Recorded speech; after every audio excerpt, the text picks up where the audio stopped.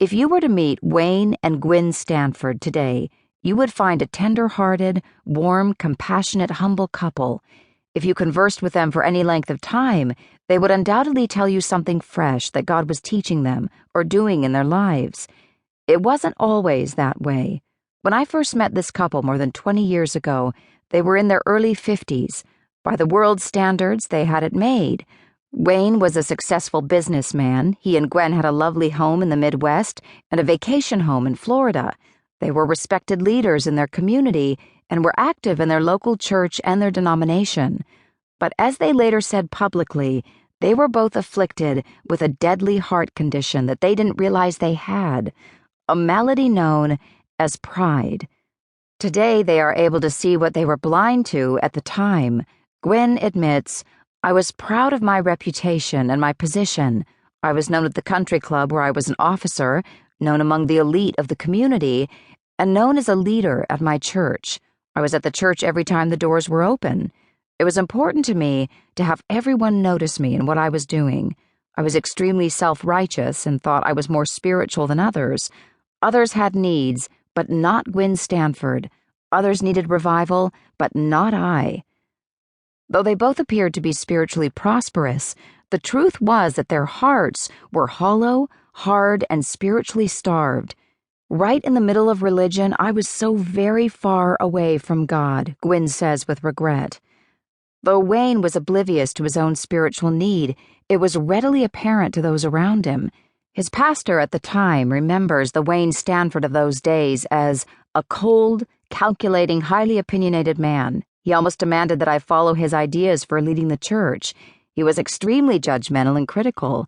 Our attempted fellowships together generally ended in frustrated anger. There was a deep chasm between us.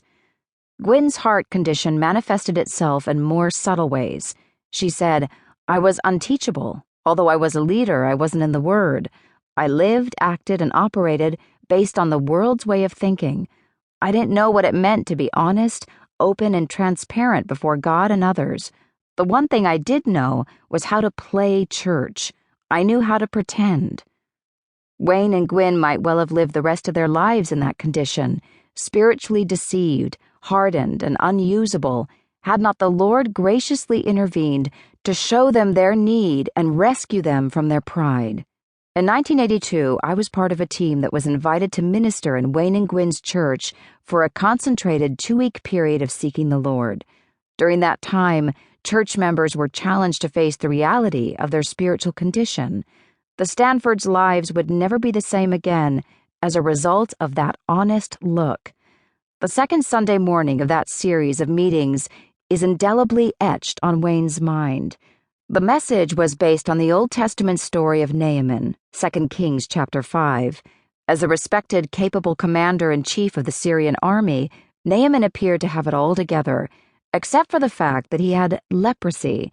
Naaman wanted to be healed, but not at the expense of his pride.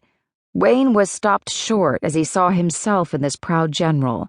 Wayne said, "He did what I probably would have done. He loaded up 6,000 shekels of gold and 10 talents of silver, and he went down to buy his way out of his problem." Right in the middle of that message, God said to me, "You're just like Naaman. You've got spiritual leprosy, and you need to be healed. You can be restored, but you're going to have to do it my way." That morning, in the middle of the service, Wayne made his way to a room that had been designated for those who needed prayer. That in itself was a big step of humility, as he had previously determined he would not go to that room.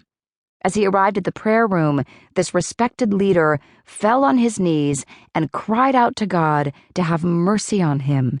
He confessed his sin of pride and pretense and surrendered himself to do whatever God wanted him to do. That same week, Gwen attended a special prayer meeting for the women of the church. It was there that she had a life-changing encounter with God.